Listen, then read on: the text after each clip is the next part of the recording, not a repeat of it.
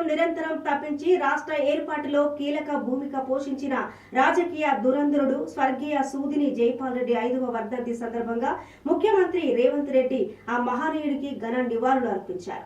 Hyderabad necklace road లో జైపాల్ రెడ్డి స్మారక చిహ్నమైన స్ఫూర్తి స్థలం వద్ద పుష్పాంజలి ఘటించారు.